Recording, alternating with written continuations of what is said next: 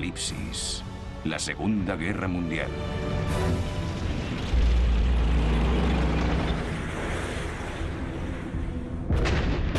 Agresión.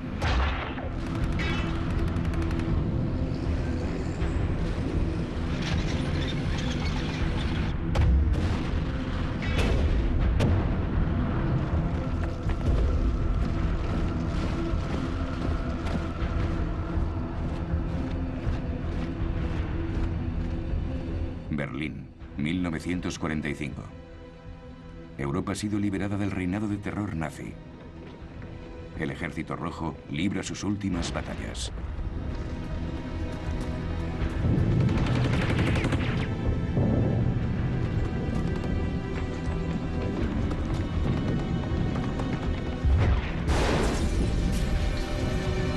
El capitán Josef Prautov, oficial ruso. El odio era muy profundo. Queríamos acabar con la guerra, aniquilar a esa fuerza que quería matarnos, terminar con ella de una vez por todas.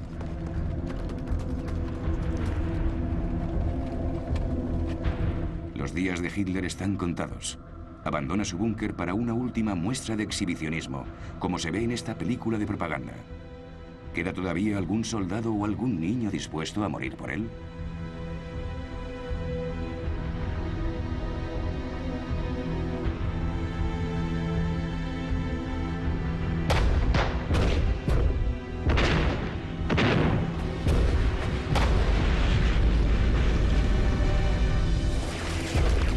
La guerra dejó unos 50 millones de muertos.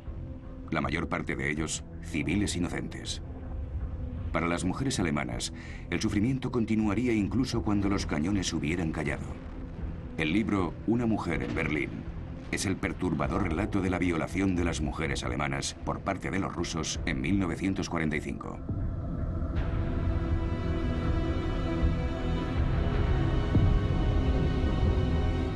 Me cogieron y me tiraron al suelo. Estaba tumbada con la cabeza en los escalones. Vi cómo uno de los soldados montaba guardia, mientras el otro me arrancaba la ropa interior y se metía brutalmente dentro de mí.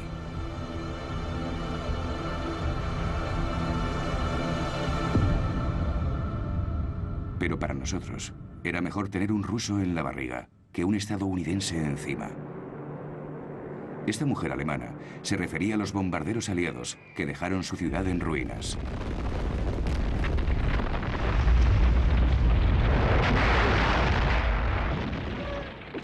La Kurfürstendamm, la avenida más elegante de Berlín. 13 años antes, la pasarela de exhibición de Alemania, un país asolado por la crisis. Un monumento conmemorativo para los millones de víctimas de la Primera Guerra Mundial.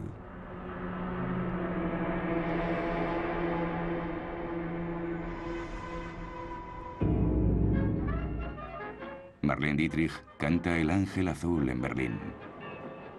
Alexanderplatz. Thomas Mann disfruta de su premio Nobel de Literatura a la sombra de los tilos de la avenida Unter den Linden. Berlín es un gran centro cultural europeo, una de las ciudades más abiertas y tolerantes del mundo.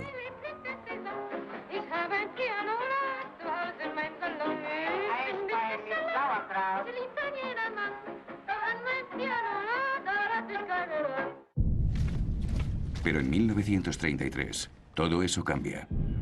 Mediante la intimidación, la demagogia y el aprovechamiento de la amargura de los excombatientes alemanes, Hitler y sus milicias armadas, como las SA con su himno, el Lied de Horst Wessel, toman el control de Alemania.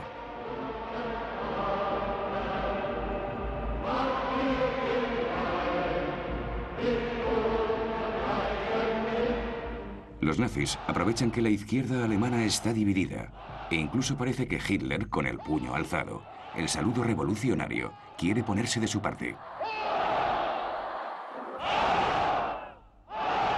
Los comunistas alemanes reciben órdenes de Moscú, que consideran a los socialdemócratas como a sus auténticos enemigos. No hay alianza posible entre ellos. Así que, por última vez, los comunistas alemanes cantan la Internacional.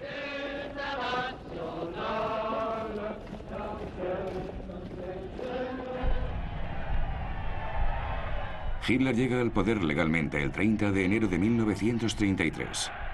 En apenas unos meses, su dictadura es firme. Se convierte en Die Führer, el líder. Sus partidarios se levantan y gritan Heil Hitler. Sin embargo, no todos los alemanes están totalmente convencidos. Así que una y otra vez, Hitler repite insistentemente sus simples eslóganes nacionalistas.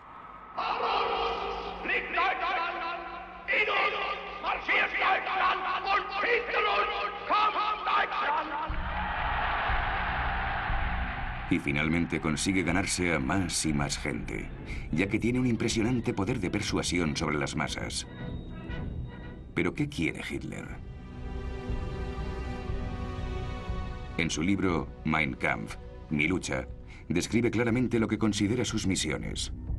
Como amargado excombatiente de la Primera Guerra Mundial, su primera misión es destruir Francia para limpiar la humillación del Tratado de Versalles de 1919, que le arrancó a Alemania su ejército y parte de su territorio.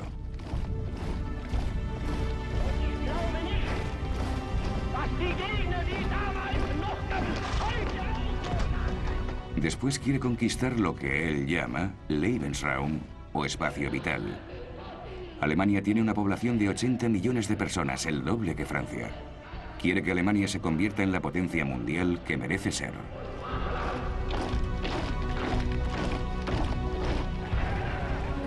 Antisemita patológico, Hitler también se embarca en la misión de reafirmar la superioridad de la raza aria germánica, amenazada por los judíos. Para él, los judíos fueron los causantes de la Gran Guerra, de la derrota alemana, de la inflación, del desempleo. La próxima guerra será una guerra contra los judíos. Se les enviará a Dachau, el primer campo de concentración, donde Hitler encierra a los antinazis, los comunistas, los socialdemócratas y todos aquellos que se oponen al régimen nazi.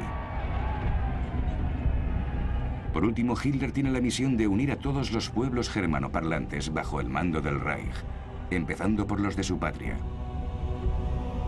El Anschluss. Austria es anexionada e inmediatamente sometida al mismo reinado de terror que Alemania, con la inauguración de uno de los más infames campos de concentración, en Mauthausen, cerca de Linz. ¿Qué país será su siguiente víctima? La vecina Checoslovaquia, donde hay población alemana, los alemanes Sudeten. Pero el país está reconocido como Estado independiente por Inglaterra y Francia. Se forman nubes de guerra. En Múnich, el templo del nazismo, se organiza una conferencia de paz de último momento. A un lado, Adolf Hitler, que cada vez se vuelve más aterrador, y su aliado, el dictador Benito Mussolini.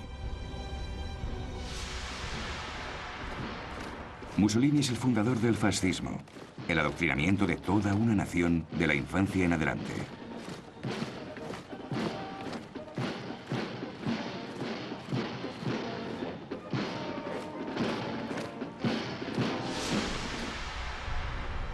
Al otro lado, las democracias occidentales, victoriosas pero exhaustas tras la Gran Guerra. Neville Chamberlain, el conservador primer ministro británico, y el premier radical socialista francés, Édouard Daladier, quieren salvar la paz.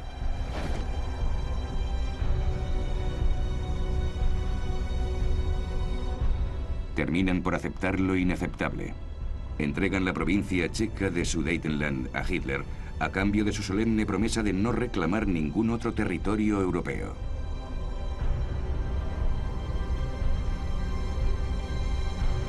Pero, ¿qué vale la promesa de Hitler?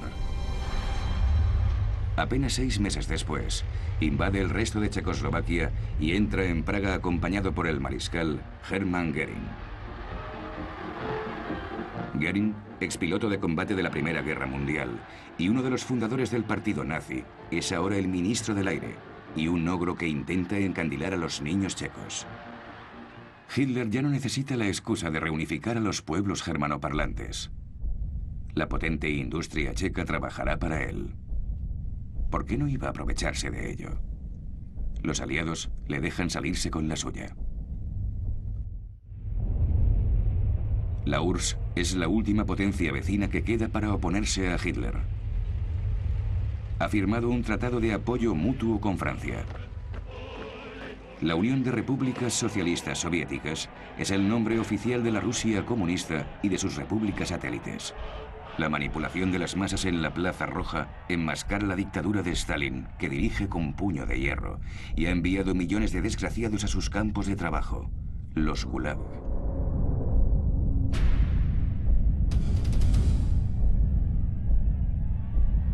La industrialización y la militarización forzosa han convertido a la URSS en una gran potencia. A pesar de su miedo al comunismo, las potencias occidentales confían en la URSS.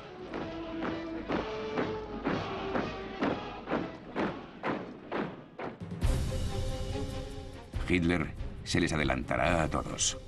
En el verano de 1939, en su casa de Berchtesgaden, con su ministro de Asuntos Exteriores, Joachim von Ribbentrop, prepara una maniobra de bloqueo. Hitler, que juró destruir el comunismo, envía a Ribbentrop, el nazi, a Moscú para firmar un tratado histórico con su peor enemigo.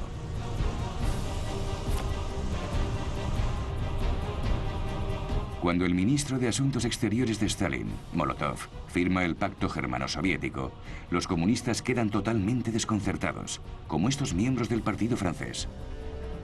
Es agosto de 1939 y la gente disfruta en Francia de sus primeras vacaciones pagadas, una de las mayores victorias del Frente Popular Socialista. ¿Qué motivos esconde el pacto de no agresión? Los soviéticos responden que Stalin está ganando tiempo, dejando que Hitler y las potencias occidentales se maten entre ellas. Quizás Stalin, que pretende hacerse con los países bálticos y con parte de Polonia, tenga incluso la ilusión de poder compartir Europa con Hitler de manera permanente. En 1936, el Congreso estadounidense había aceptado la ley de neutralidad para evitar verse arrastrada otra vez a una guerra europea. Así que sin nada que temer ni por parte de Estados Unidos ni por parte de Rusia, Hitler decide destruir lo que considera la peor monstruosidad del Tratado de Versalles, el pasillo de Danzig. En 1919, el territorio alemán quedó partido en dos para darle a Polonia acceso al mar. Hitler decide lanzar su invasión de Polonia y recuperar Danzig el 1 de septiembre de 1939 a las 5:35 de la mañana.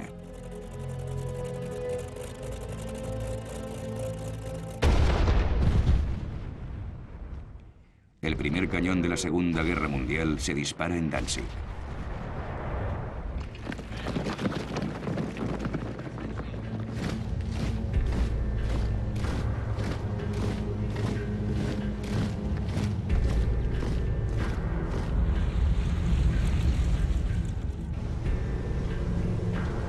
Hitler está convencido de que los franceses y los británicos no entrarán en acción.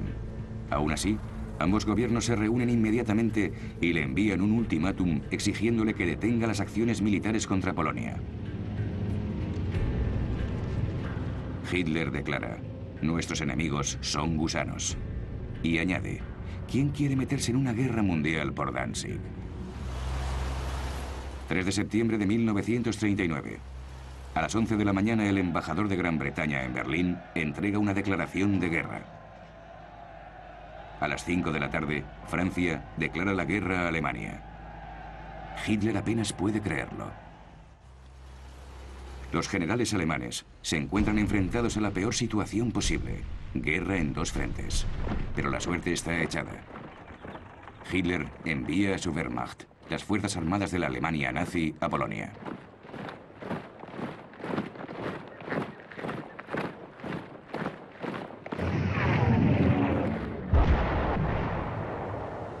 La caballería polaca entra en la batalla como en épocas pasadas. Ataca a los tanques alemanes y es aniquilada.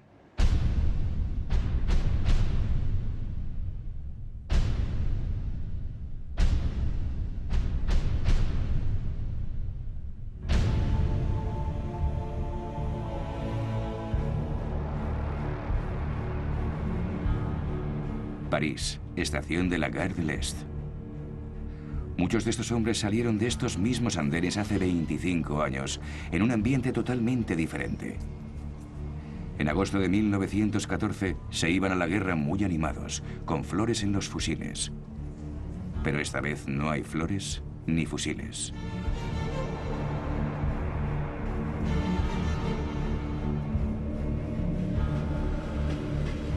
Nadie quiere luchar en esta guerra. Se movilizan 4 millones de hombres. Muchos de ellos son granjeros, ya que Francia sigue siendo un país principalmente rural. Se dirigen hacia la frontera alemana a pie, con los oficiales detrás a caballo. Los ejércitos siguen confiando mucho en los caballos, que se requisan por todo el país. La motorización todavía no ha llegado.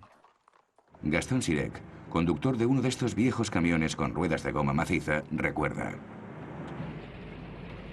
había muy poco material. Teníamos un fusil o dos por camión.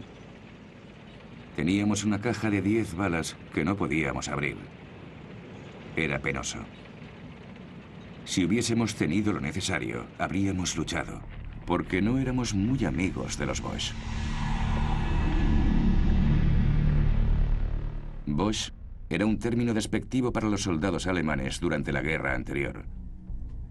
También se les llamaba verde gris, que en francés significa gris de campo, el color de su uniforme, que les permitía confundirse con el paisaje. Pero ¿quiénes son estos soldados? Fijémonos, por ejemplo, en uno de estos jóvenes alemanes que marchan cantando: nuestra bandera ondea ante nosotros. Nuestra bandera es una nueva época. Nuestra bandera es más fuerte que la muerte.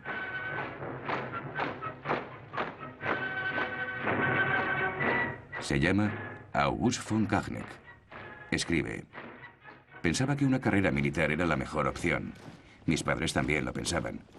Mi padre me decía que al menos así podría seguir abriendo la boca y decir lo que pensaba sin tener que hacer el saludo nazi. En septiembre de 1939, August von Kachnek se entrena para ser comandante de tanques. Escribe: mi padre, que era un general, me decía que los franceses tienen 40 divisiones en la frontera, mientras que nosotros tenemos 15. Todas las demás están en Polonia.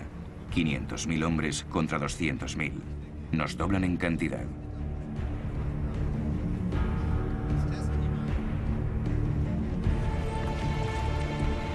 Las fuerzas francesas atacan el 7 de septiembre de 1939, 4 días después de declarar la guerra.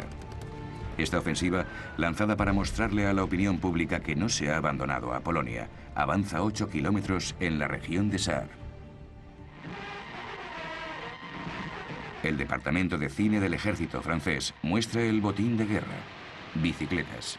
Témoins ces joyeux cyclistes qui récupérèrent si plaisamment les vélos abandonnés dans les villages allemands.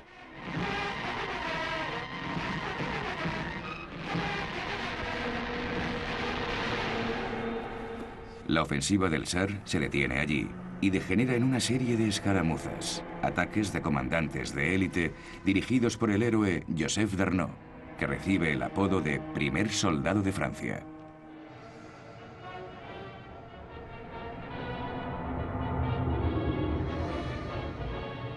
Más tarde se convertirá en uno de los más vehementes colaboradores de los alemanes y tras la guerra será ejecutado. El ejército francés, a pesar de sus héroes y de su superioridad numérica, no emprende más acciones. El general Maurice Gamelin, de 67 años de edad, es el comandante en jefe de las fuerzas terrestres aliadas franco-británicas, ya que los franceses superan en número a los británicos, que creen que esta guerra no es de verdad y que se resolverá pronto.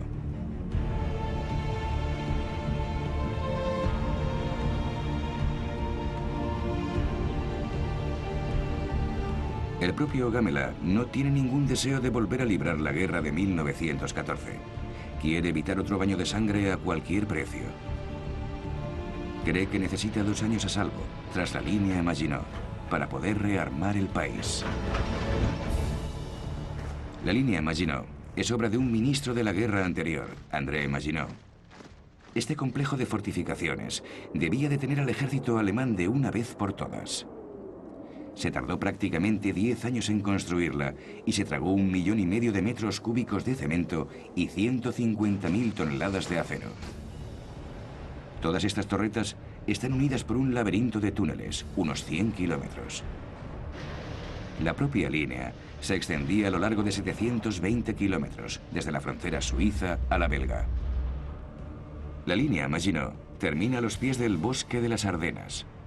El mando militar francés pensó que los tanques alemanes nunca podrían cruzar este terreno terriblemente escarpado. Los franceses no extendieron la línea hasta el mar, porque Bélgica, antes de declarar su neutralidad, era un aliado de Francia y se opuso a ello. La parte norte del frente está dirigida por un ejército francés y por las fuerzas expedicionarias británicas, reforzadas más tarde con canadienses y tropas del lejano Imperio Británico.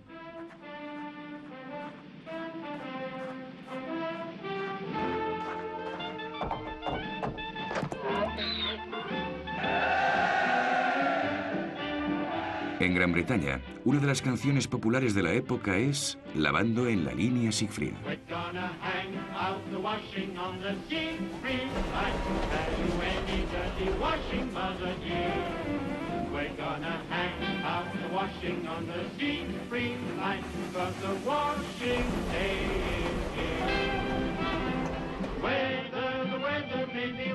La línea Siegfried es la cadena de fortificaciones construidas por Hitler frente a la línea Maginot. Los alemanes no atacan. Todavía intentan evitar un segundo frente. Sin embargo, los franceses toman algunas precauciones. Evacúan a la población de Alsace y Lorraine a las regiones de Périgord y Charente en el sudoeste. Estrasburgo, una ciudad fantasma, abandonada por la población, sin alma, especialmente en las sinagogas.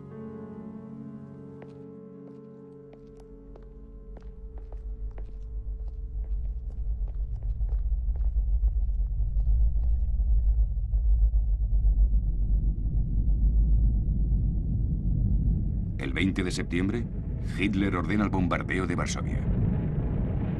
La ciudad está rodeada, pero sigue resistiendo.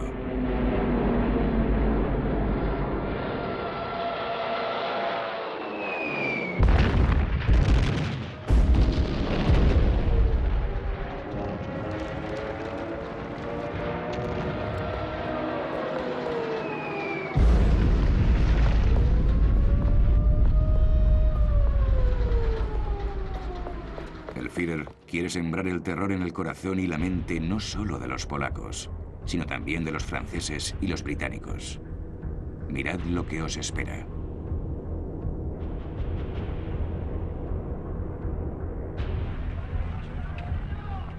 El mundo está horrorizado. En Nueva York, la noticia del bombardeo de Varsovia ocupa los letreros luminosos de Times Square y la portada de todos los periódicos. Franklin Roosevelt, el presidente de los Estados Unidos, se dirige a su país. This nation will remain a neutral nation, but I cannot ask that every American remain neutral in thought as well. Even a neutral has a right to take account of facts.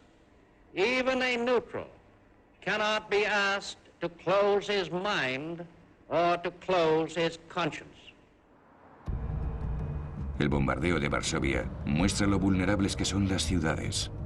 París empieza a proteger sus monumentos y esconde las obras maestras de sus museos en las provincias. El Champ de Mars, a los pies de la Torre Eiffel, se excava para construir refugios antiaéreos y hay frecuentes simulacros de ataques aéreos.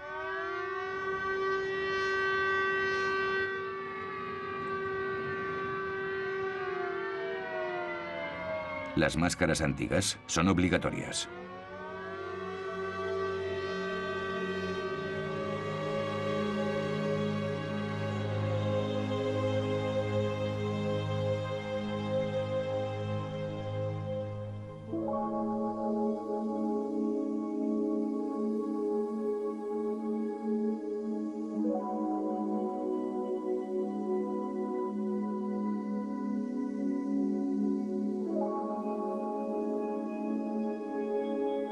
Los gases venenosos se usaron durante la Primera Guerra Mundial y ahora todo el mundo les teme, incluso los caballos.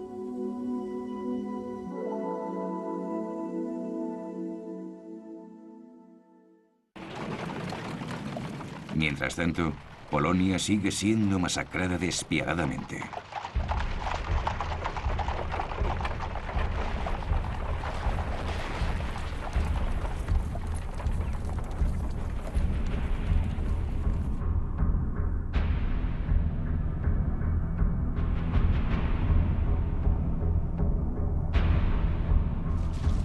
Como habían acordado con Hitler, los soviéticos han invadido la mitad oriental de Polonia.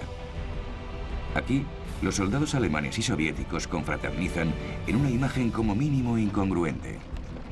Los nazis reparten panfletos que dicen: el ejército alemán saluda al ejército rojo de trabajadores y granjeros, por los que siempre ha sentido el mayor de los respetos. El ejército polaco se rinde ante los alemanes y al este ante los soviéticos. Stalin ordena entonces la ejecución de 20.000 prisioneros polacos.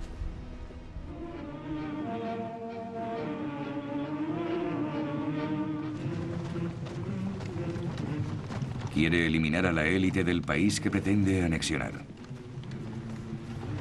Se ejecuta a 4.500 oficiales polacos de un tiro en la cabeza en el bosque de Katyn, cerca de Smolensk, en Rusia. 2 años más tarde, en el Kremlin, Stalin se reúne con el jefe del gobierno polaco en el exilio, el general Sikorski, que le entrega una lista de oficiales polacos desaparecidos.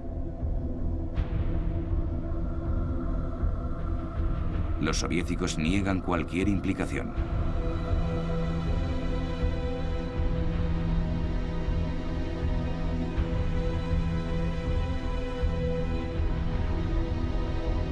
En 1992, el presidente de la Rusia postsoviética, Boris Yeltsin, le entregaría al presidente polaco, Lech Walesa, la orden de ejecución original firmada por el propio Stalin.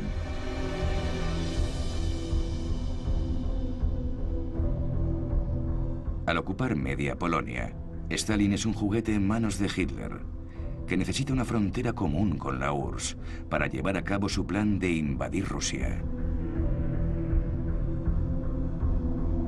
Hitler y Himmler, el jefe de las SS, se ocuparán ahora de Polonia nombrando al nazi Hans Frank gobernador general de las provincias polacas ocupadas. Este proclama: tengo poder sobre la vida y la muerte de los polacos.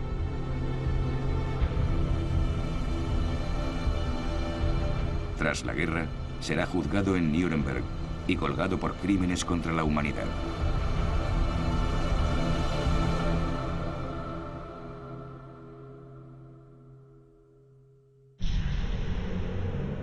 Un alemán filma a estos gitanos, prisioneros en un corral. Para los nazis no son personas. Las mujeres serán esterilizadas a la fuerza porque no merecen reproducirse. Los nazis declaran abierta la temporada de caza de gitanos. Centenares de millares serán internados en campos de concentración.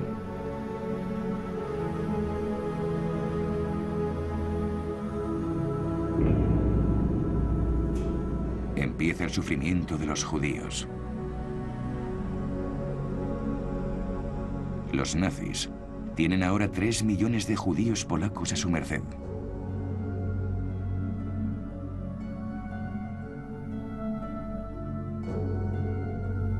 Hitler sigue sin saber qué hacer con ellos. Mientras la guerra vaya bien, puede deportarlos al este o incluso enviarlos a Madagascar.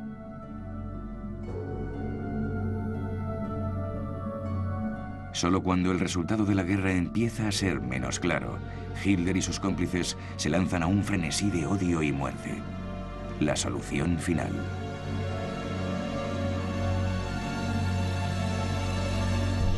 Por el momento, los judíos deben identificarse, señalarse con una estrella amarilla y encerrarse en guetos, algunos de los cuales están completamente vallados.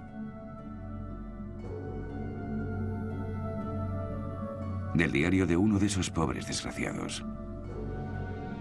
Es desgarrador ver las vergonzosas escenas de violencia que tienen lugar ante nuestros ojos. Mujeres y ancianos golpeados en las calles por mezquinos matones.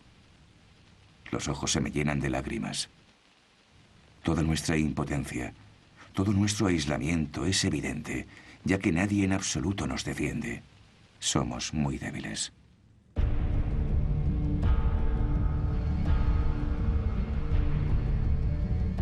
Todas las ciudades importantes de Polonia tendrán sus guetos prisión, donde también se internará a judíos alemanes, austríacos y checos. Los judíos todavía se sienten confiados. Quizás algún día puedan volver a sus hogares. Todavía no saben que morirán de hambre y de frío. No saben que la Shoah está a punto de empezar.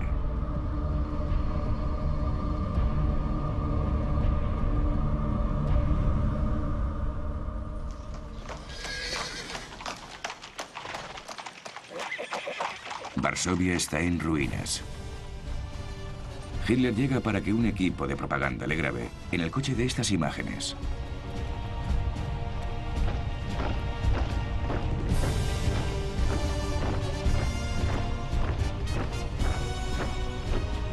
Estos victoriosos soldados alemanes desfilan con la marcha de los granaderos, pero no fueron demasiado eficientes durante la campaña polaca. La deficiente preparación, la falta de espíritu de lucha e incluso los casos de indisciplina son las cosas que el comandante en jefe, el general von Brauchitsch, se atreve a explicarle al Führer.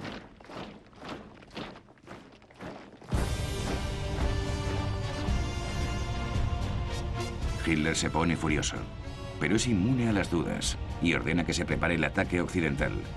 Un ataque sobre Holanda, Bélgica y Francia. Algunos de sus generales creen que es una locura. Empiezan a planear el derrocamiento del Führer. Es un momento crucial. Está en juego el curso de la historia. 8 de noviembre de 1939. Hitler escapa por poco a un intento de asesinato. Parece que disfrute de algún tipo de protección divina. Cuando asiste al funeral por las víctimas, ya no es el mismo hombre. Su poder sobre el ejército y el pueblo alemanes ha aumentado incluso más. Les dice a sus generales: mi decisión es irrevocable. Atacaré Francia cuando llegue el momento. Triunfaré o moriré en el intento. Aún así, Hitler no tiene muy claro el ataque occidental, puesto que también dice: la guerra es como abrir la puerta de una habitación oscura. Nunca sabes qué ocurrirá.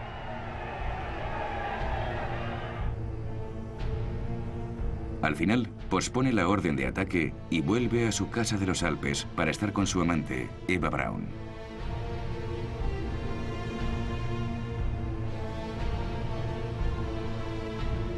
Fue ella quien filmó estas imágenes del séquito de Hitler.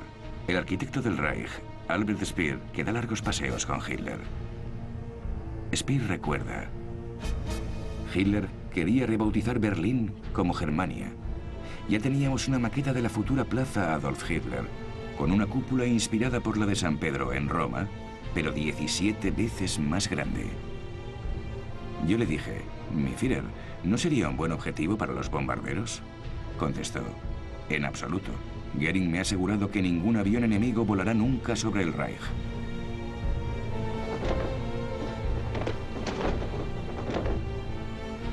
Desde las barracas, el futuro oficial alemán August von Kachneck escribe a su madre: todos estamos impacientes por luchar. Estamos listos para la batalla. Su madre le contesta: esta guerra es un crimen y tendremos que pagar por él.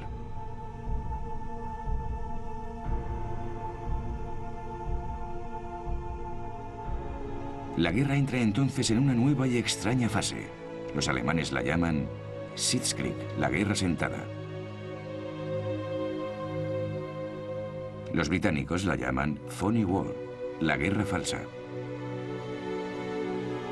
Y para los franceses es la Drôle de guerre, la guerra curiosa.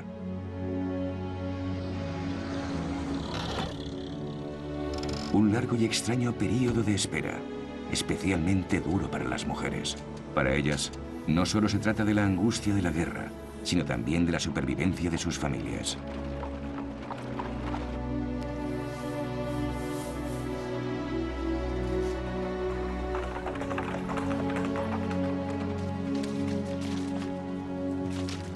Como en la última guerra, los soldados se atrincheran e intentan pasar el tiempo lo mejor posible. El soldado francés, Gaston Sirek, escribe a su mujer: «Estamos a 30 grados bajo cero. El pan está congelado. Yo soy uno de los afortunados. Nos han dado un poco de paja y así podemos dormir mejor».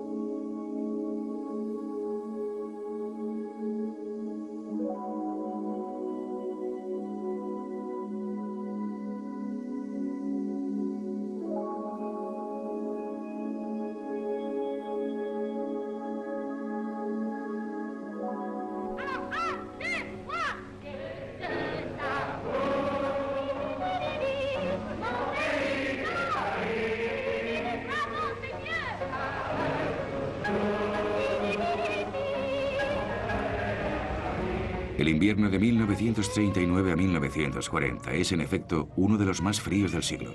Para empeorar la situación, todos los inviernos de esta guerra serán brutalmente fríos.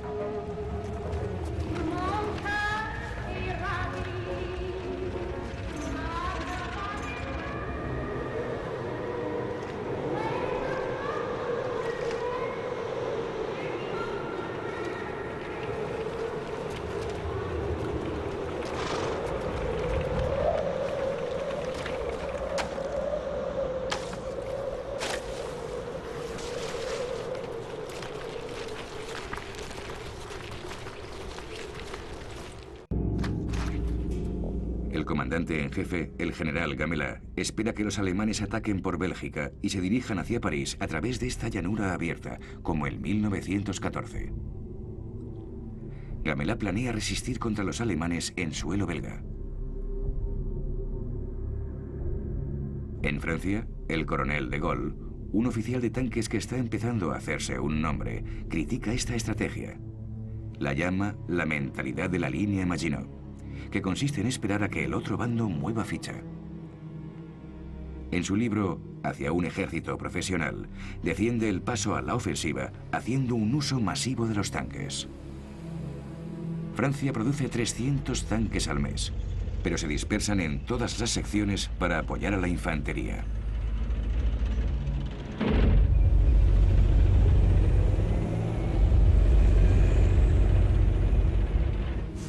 La aviación francesa también se ha quedado atrás. Francia pidió 4.000 aviones a Estados Unidos, a pesar de la tendencia aislacionista capitaneada por Charles Lindbergh, el héroe que hizo el primer vuelo transatlántico en solitario y uno de los máximos exponentes del movimiento America First, Estados Unidos primero. Si creéis en un Estados Unidos independiente, si creéis que este país no debería entrar en la guerra europea, os pedimos que os unáis a la comunidad America First en sus posturas.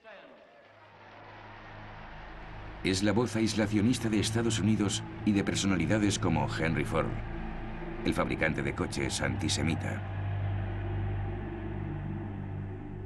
O como Joseph Kennedy, el embajador estadounidense en Londres, que está en contra de la guerra, mientras que su hijo John, el futuro presidente Kennedy, apoya a las democracias europeas. Los simpatizantes nazis estadounidenses también contribuyen al apasionado clima imperante a principios de 1940. En Europa, la Unión Británica de Fascistas también es bastante activa hasta ser prohibida. Oswald Mosley, el Führer inglés, desafía al gobierno en el centro de Londres. Pasará los siguientes años en la cárcel.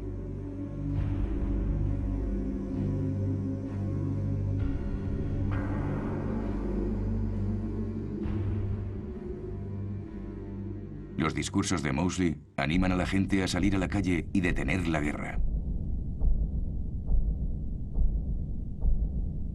Pero Winston Churchill ha tomado las riendas del gobierno británico. Aquí le vemos con el general francés Gamelin y el almirante Darlan, que estaban en visita oficial a Londres. Se forma un cuerpo expedicionario anglo-francés para ayudar a Finlandia, que ha sido invadida por la Unión Soviética.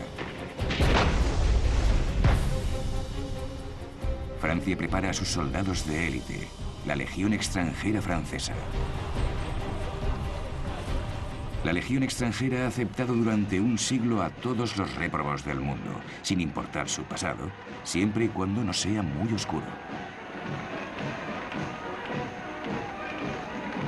Su cuartel general, en Sidi Bel Abbes, en Argelia, recibe ahora una gran cantidad de republicanos españoles que han huido de su país tras la victoria fascista de Franco. Están impacientes por luchar contra los nazis que apoyaron a Franco.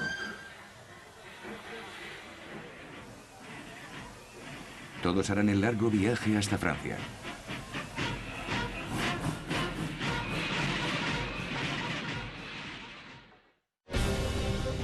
Los legionarios se embarcan en Brest junto con los bien equipados Chassés Alpins, un cuerpo de montaña entrenado para luchar en la nieve.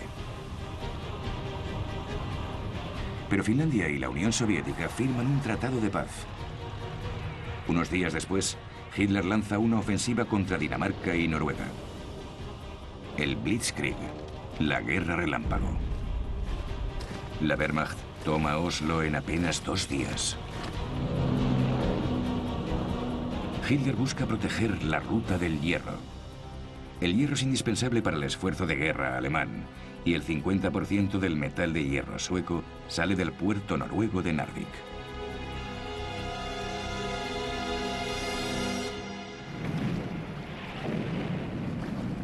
El cuerpo expedicionario anglo-francés toma tierra en el fiordo de Narvik. Tras un mes de lucha, los aliados toman Narvik. La ruta del hierro queda temporalmente cortada.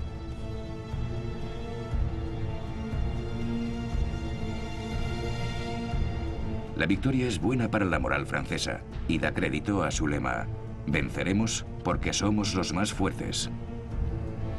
Pero el cuerpo expedicionario deberá abandonar Narvik y durante el resto de la guerra, tren de carga tras tren de carga de hierro sueco alimentarán la maquinaria de guerra alemana. Los franceses vuelven a casa, ya que los alemanes acaban de lanzar su ofensiva occidental. 9 de mayo de 1940. Hitler se marcha de Berlín en su tren privado, cuyo nombre en clave es América, y se dirige al oeste, al nuevo cuartel general cercano a la frontera francesa. Hitler anuncia: caballeros, la ofensiva acaba de empezar.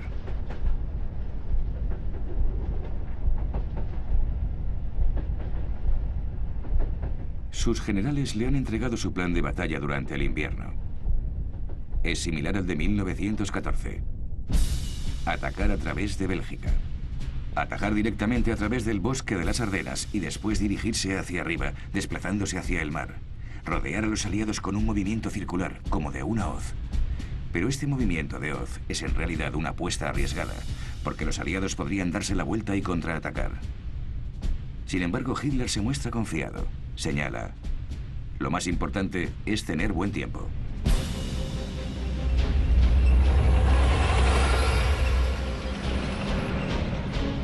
El teniente August von Kachneck afirma: somos la Wehrmacht, las fuerzas armadas de la Gran Alemania. La victoria es segura.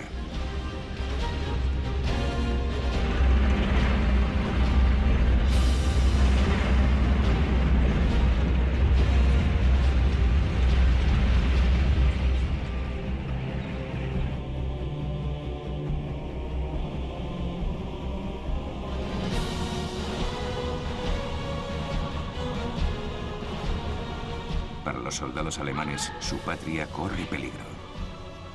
Al fin y al cabo, fueron los franceses los que le declararon la guerra a Alemania.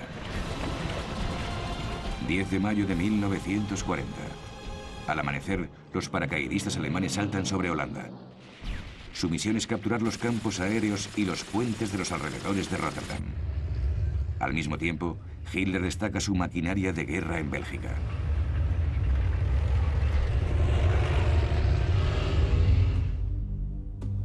Hitler espera. ¿Caerán los aliados en la trampa? Apocalipsis, la Segunda Guerra Mundial. Próximo episodio, derrota aplastante.